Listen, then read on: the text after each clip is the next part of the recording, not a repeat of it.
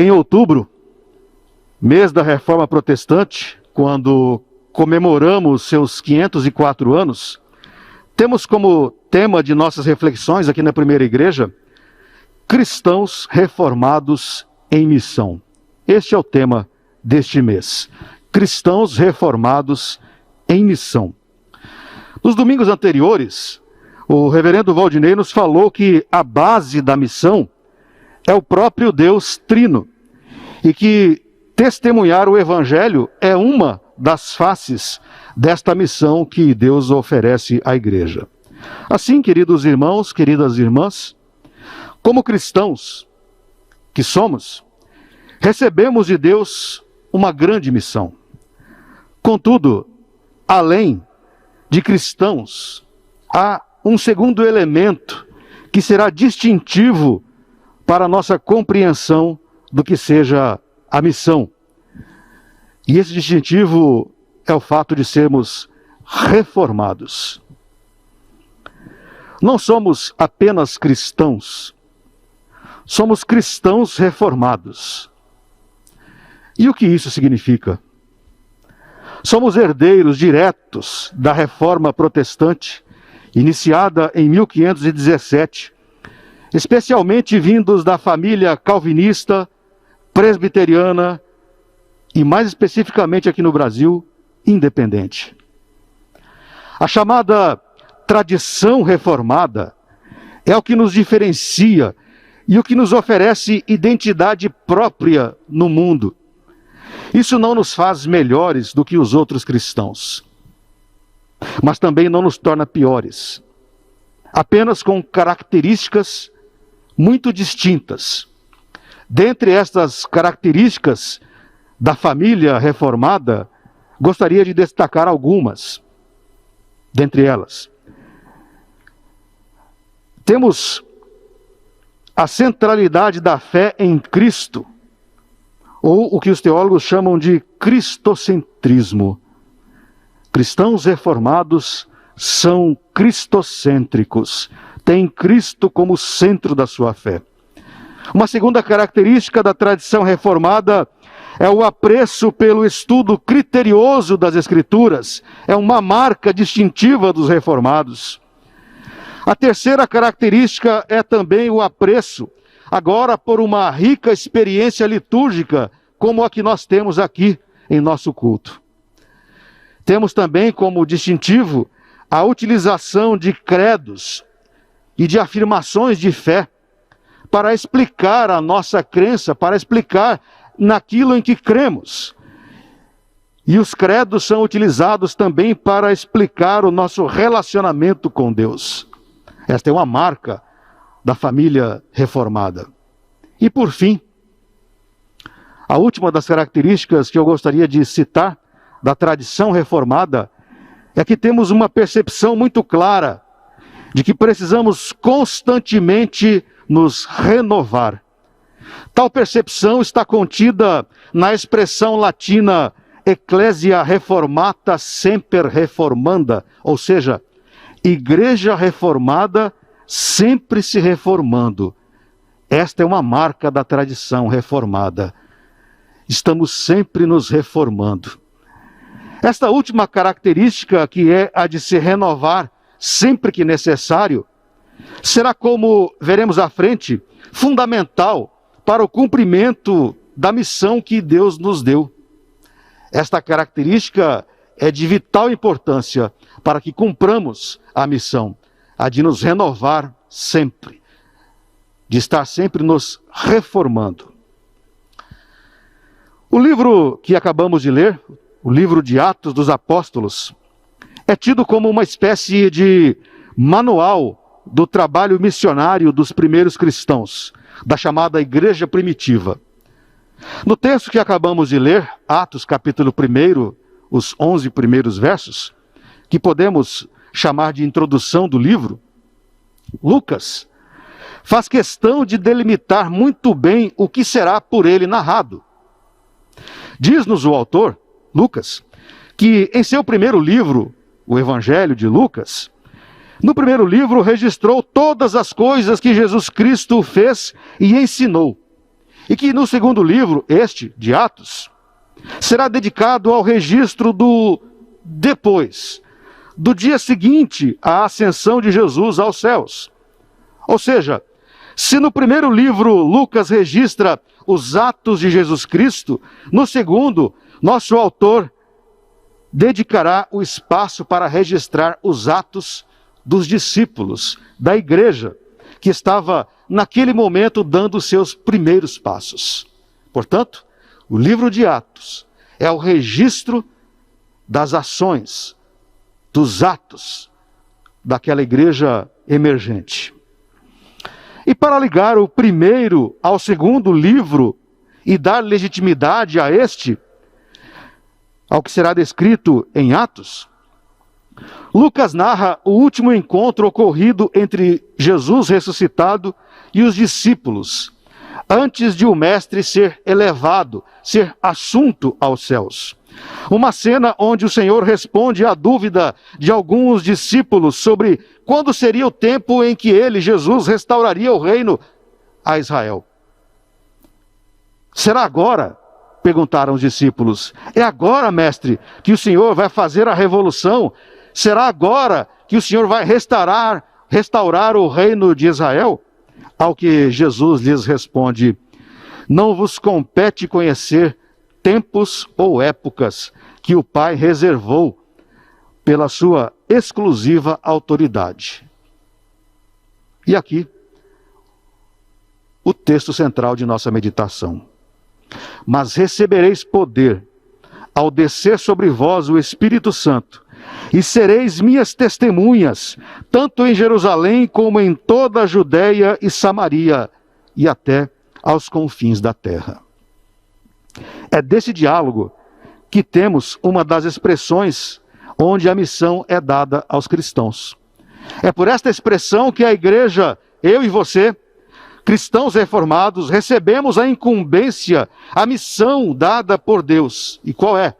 Mas recebereis poder ao descer sobre vós o Espírito Santo, e sereis minhas testemunhas, tanto em Jerusalém, como em toda a Judéia e Samaria, e até aos confins da terra. E é sobre o fato de sermos cristãos reformados, com a missão de testemunharmos a Jesus Cristo, que eu gostaria de conversar com você nesta manhã. No entanto, e em primeiro lugar, necessário se faz conhecer, ainda que de maneira muito rápida e por consequência resumida, as percepções sobre missão ao longo da história da igreja. Como a igreja viu e entendeu a missão ao longo da história. Se de fato queremos cumprir a missão, é fundamental que tenhamos muito claramente qual é ela, qual é a missão. A dúvida não é nova e cristãos de todos os tempos já se perguntaram, afinal, no que consiste a nossa missão? No que consiste a sua missão? Mesmo entre os discípulos, entre os apóstolos, havia percepções diferentes do que seria a missão.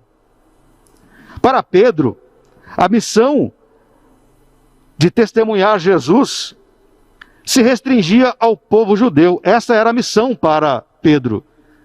A missão, na cabeça de Pedro, era falar de Jesus aos judeus apenas e tão somente. Em outras palavras, para Pedro, o evangelho de Jesus Cristo tinha como alvo apenas o povo judeu. O apóstolo estava preso à sua formação religiosa e aos seus conceitos raciais, que afirmavam que apenas os judeus eram puros, portanto, merecedores do evangelho. Esta percepção distorcida de Pedro só foi alterada, só foi mudada depois da visão que ele teve, que Deus ofereceu a ele, a visão do lençol contendo os animais considerados imundos para os judeus, onde Deus lhe diz: levanta-te, Pedro, mata e come. Mas Pedro replicou: de modo nenhum, Senhor, de modo nenhum, porque jamais comi coisa alguma comum e imunda. Segunda vez, diz o texto, a voz lhe falou: ao que Deus purificou, não consideres imundo, Pedro, mata e come. Ao que Deus purificou, não consideres imundo. Esta visão está registrada neste livro de Atos, capítulo 10. Você pode ler depois. Paulo, o apóstolo, a duras penas conseguiu se desvencilhar das amarras do judaísmo, dedicando o seu tempo e ministério a testemunhar sua fé em Jesus Cristo para além das fronteiras do judaísmo. E para Paulo, a missão era além do povo judeu. E assim, tornou-se, ao contrário de Pedro, o apóstolo dos gentios. Portanto, entre os próprios discípulos havia visões diferentes do que seria a missão. Para Pedro, a missão era apenas restrita ao povo judeu. Para o apóstolo Paulo, posteriormente, esse evangelho deve ser levado a todos. Na Idade Média, cristãos acharam que a missão da igreja era defender o cristianismo do crescente avanço do islamismo. E nesse caso, a melhor defesa era o ataque. E assim tiveram início as guerras santas contra o Islã, as chamadas cruzadas. Ainda no período medieval, cristãos acreditavam que a humanidade estava tão distante de Deus que para encontrá-lo, só mesmo se enclausurando e se afastando do mundo através dos mosteiros. Para eles, esta era a missão da igreja. De acordo com David Bosch, professor e chefe do Departamento de Missiologia da Universidade da África do Sul, segundo Bosch, durante mais de 7 séculos, do 5º ao 12, o monastério foi não só o centro da cultura e da civilização, mas igualmente o centro da missão da igreja. Portanto, o que se vê e o que se acha ser a missão muda de acordo com os tempos. Depois de séculos e de tantos equívocos, chegamos ao século 21, na cidade de São Paulo, outubro de 2021. Primeira Igreja Presbiteriana Independente de São Paulo. E a dúvida persiste. Qual é a missão da igreja? A resposta é ao mesmo tempo simples e complexa. Simples porque o texto de Atos 1:8 nos responde: mas recebereis poder ao descer sobre vós o Espírito Santo, e sereis minhas testemunhas, tanto em Jerusalém, em Judeia e toda a Samaria e até os confins da terra. Parece simples. Esta é a nossa missão, testemunhar de Jesus. Portanto, temos como missão falar a respeito dele. Por outro lado, a complexidade da resposta se dá quando vamos para a área prática. Mas de que maneira? De que maneira testemunhamos ao mundo a respeito de Jesus? E é exatamente nesse momento que entra em ação aquela última característica da tradição reformada que me referi no início. Somos de tradição reformada. E é ela quem nos impulsiona a olhar para o mundo à nossa volta, obrigando-nos a ser uma igreja que sempre se reforma. E isso inclui a nossa percepção do que seja testemunhar a respeito de Jesus Cristo para uma sociedade em constante movimento. Nesse sentido, à luz da resposta de Jesus Cristo aos discípulos, recebereis poder, podemos dizer que o Espírito Santo que nos foi dado, nos revestiu de poder para proclamarmos a Cristo a todas as pessoas, em todos os tempos, em todas as culturas, em todas as circunstâncias e em todos os lugares. E diante disso, podemos dizer que fomos revestidos de poder do Espírito Santo para testemunhar de fato que Jesus é o Salvador. Os primeiros cristãos tinham diante de si uma grande missão: tornar conhecida e aceita entre os seus, os judeus, a salvação em Jesus Cristo. Não era uma tarefa simples, precisavam demonstrar que todos nascem pecadores, e por mais que façam coisas boas, ainda assim continuariam pecadores. Mas que tal condição poderia ser justificada diante de Deus quando entregassem o rumo de suas vidas a Jesus Cristo. E assim, Ele, Jesus, lhes perdoaria os pecados e habitaria seus corações, oferecendo-lhes a paz espiritual que tanto buscavam. Foi o próprio Senhor Jesus quem lhes ensinou. Foi Ele quem disse: vinde a mim os que estáis cansados e sobrecarregados, e eu vos aliviarei. Tomai sobre vós o meu jugo, e aprendei de mim, porque sou manso e humilde de coração, e achareis descanso para a vossa alma. Mateus 11. Os primeiros discípulos, os primeiros cristãos, tinham esta grande missão, este grande desafio de demonstrar, de mostrar a salvação àqueles que ainda não haviam ouvido falar em Jesus Cristo. Teólogos e estudiosos são concordes. Esta proposição, que Jesus é o Salvador, é o centro da missão da igreja. Este é o centro, é a coluna vertebral da missão da igreja. O projeto de salvação, criado antes mesmo da queda no Éden, é o norte, é o rumo da missão da igreja, pois revela o amor incondicional de Deus à humanidade. Este é o centro da missão. É a partir da salvação que o ser humano tem os seus conceitos antes embevecidos no pecado, alterados, trocados, convertidos. É a partir da experiência da salvação que as atitudes antes inclinadas ao pecado, agora mudadas para a retidão e a busca pela justiça. É a partir da noção de salvação em Jesus Cristo.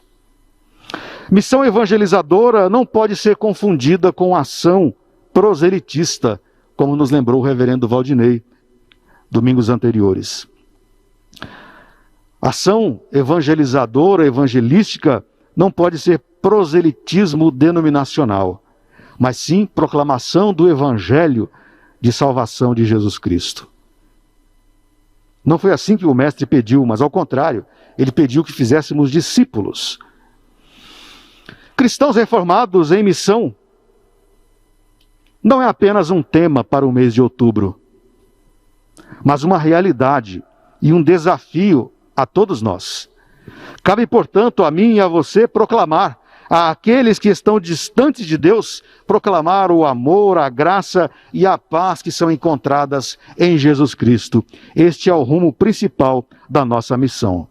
Mas também fomos revestidos de poder do Espírito Santo para testemunhar que Deus é o Senhor da história. Além de testemunhar que Jesus é o Salvador, fomos revestidos de poder do Espírito Santo para testemunhar que Deus é o Senhor da história. Ainda perdura entre muitos cristãos atualmente a noção de que somos um povo à parte, um povo separado, e que, portanto, não podemos nos envolver com as coisas do mundo. Isso inclui, por exemplo, a política. Esta é uma percepção equivocada do papel do cristão na sociedade. E mais que isso, revela uma grande ingenuidade e desconhecimento bíblico de que Deus é o Senhor da história, soberano do mundo. Os que assim pensam não conseguem entender que somos instrumentos nas mãos de Deus para a transformação do mundo.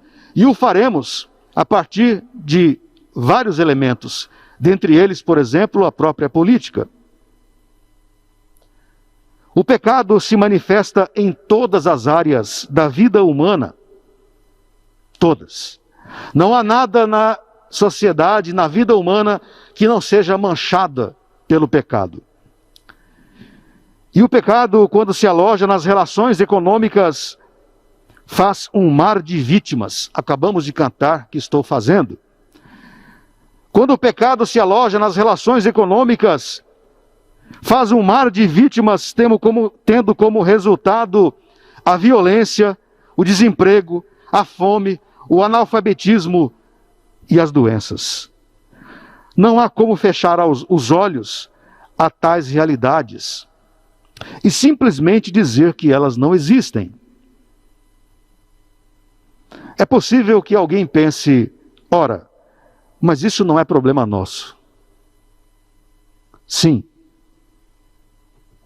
é problema de toda a sociedade. E estamos incluídos na sociedade, nós somos a sociedade, portanto, isso nos diz respeito.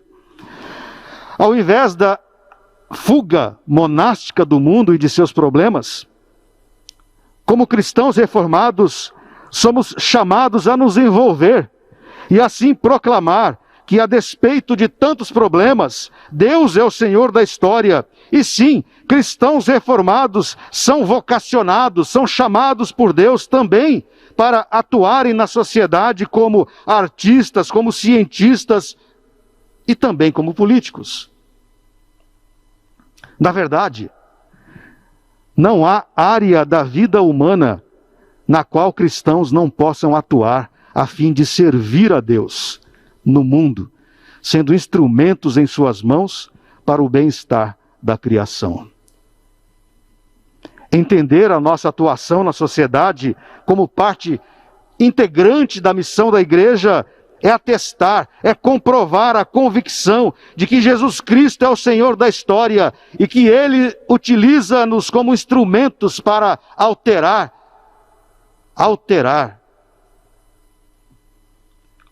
e que somos seus mordomos aqui na terra, até o dia. Nós somos mordomos do Senhor, cuidaremos, temos a missão de cuidar do mundo que é de Deus, somos mordomos, até o dia em que, ao nome de Jesus, se dobre todo joelho, nos céus, na terra e debaixo da terra, e toda língua confesse que Jesus Cristo é o Senhor, para a glória de Deus, Pai. Até esse dia chegar, nós somos os mordomos de Deus aqui na terra, e portanto, somos instrumentos nas mãos dele para cuidar de sua criação. Mas também fomos revestidos de poder do Espírito Santo para testemunhar. Além de testemunhar que Jesus é o Salvador, além de testemunhar que Deus é o Senhor da história, fomos revestidos de poder do Espírito Santo para testemunhar que Deus é o Criador. Deus é o Criador de todas as coisas.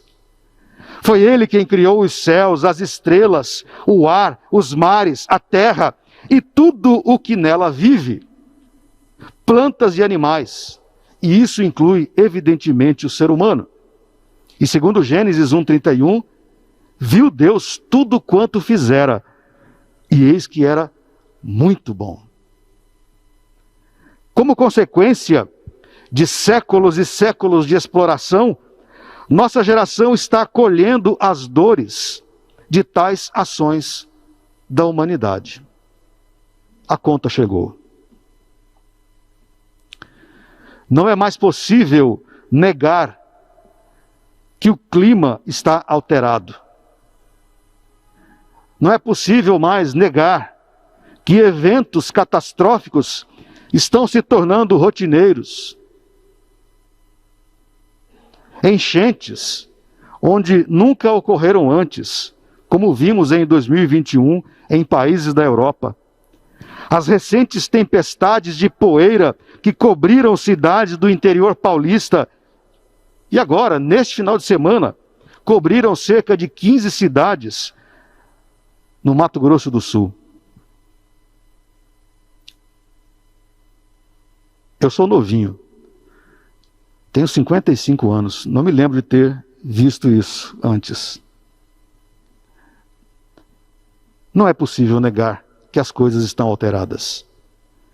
Não é mais possível negar que por conta do calor excessivo, incêndios devastam cidades nos Estados Unidos, Austrália, Portugal. E pasmem, por conta do calor excessivo, incêndios consumiram 3 milhões de hectares de florestas na Sibéria. Na Sibéria. Não há como negar. Se houvesse, porque não há, sabemos disso, mas se houvesse uma possibilidade, isso é impossível, mas se houvesse a possibilidade de conversarmos, de termos uma conversa com os nossos antepassados, e lhes disséssemos que o Pantanal, a maior área alagada do mundo, ardeu por 2 anos consecutivos, os nossos antepassados diriam que nós estamos loucos. Não estamos loucos. É o clima quem está. E fomos nós que o tornamos assim. Não dá mais para negar as aparências e disfarçar as evidências. Negar o valor da criação e desdenhar da sua agonia é, em última instância, negar que Deus é o Senhor soberano de todo o universo. É negar o amor de Deus que criou o mundo e o que nele há para o deleite do ser humano. Parafraseando Cipriano de Cartago, bispo da igreja primitiva, Cipriano tem uma frase magistral. Diz Cipriano: não pode chamar Deus de pai quem não tiver a igreja por mãe. Pois bem, parafraseando Cipriano de Cartago, não pode chamar Deus de criador quem desdenha da sua criação. Não pode chamar Deus de criador quem desdenha da sua criação. Como já disse antes, uma das características da tradição reformada é a de estar sempre se reformando, de estar sempre pronto a reconhecer que o mundo é dinâmico, que as sociedades se alternam em conceitos, e tal característica é central para que olhemos para o tema do meio ambiente como algo a ser reformado entre nós. Outra característica da tradição reformada é a de ter Cristo como centro do mundo. E de acordo com Donald McKee, praticamente esta visão de Cristo como o Senhor da história significa que os cristãos reformados não veem quaisquer áreas do comportamento ou do pensamento humano como livres de Cristo. Todas são campos válidos para a missão e o ministério. Em outras palavras, todos os campos da sociedade estão sujeitos à soberania de Deus. E isso inclui o meio ambiente. Tem crescido entre cristãos de todo o mundo a percepção de que o cuidado com a criação deve ser uma entre as muitas faces da missão da igreja e que somos todos mordomos de Cristo para o cuidado da sua criação. Diante desta realidade e à luz da tradição reformada, fomos revestidos de poder para testemunhar que a criação é uma dádiva de Deus, um presente de Deus, e como tal, precisa ser cuidada e preservada. Esta é também a nossa missão como cristãos reformados. Concluo. É de John Stott a seguinte frase: missão não é tudo o que a igreja faz, mas antes, missão descreve tudo o que a igreja é enviada a fazer ao mundo. Tudo que fizermos pelo mundo, tudo que fizermos pela humanidade, será para a glória de Deus. A Igreja Presbiteriana dos Estados Unidos, PCUSA, encontrou uma maneira de acolher as várias áreas que entende ser a sua missão. É um texto chamado As Grandes Finalidades da Igreja. E eu gostaria de citá-las e dizer que nos incluímos aqui também, entendendo ser também estas finalidades da Igreja Presbiteriana Independente, a primeira IPI de São Paulo. São 6 as grandes finalidades da PCUSA. A proclamação do Evangelho para a salvação da humanidade é a primeira, o norte, o rumo, a coluna central. A proclamação do Evangelho para a salvação da humanidade. A segunda finalidade da igreja, ou segunda missão, o abrigo, a nutrição e a comunhão espiritual dos filhos de Deus. É missão da igreja cuidar dos seus filhos espiritualmente. Terceira, a manutenção da adoração a Deus. A igreja tem a missão de adorar a Deus, e é o que fazemos. Em quarto, quarta grande finalidade, a preservação da verdade. A preservação sempre da verdade. A quinta grande finalidade da igreja, a promoção da justiça social. Em todas as suas áreas. E em todo o leque que se pode abrir a esse respeito. E por fim, a sexta grande finalidade, a exposição do reino de Deus ao mundo.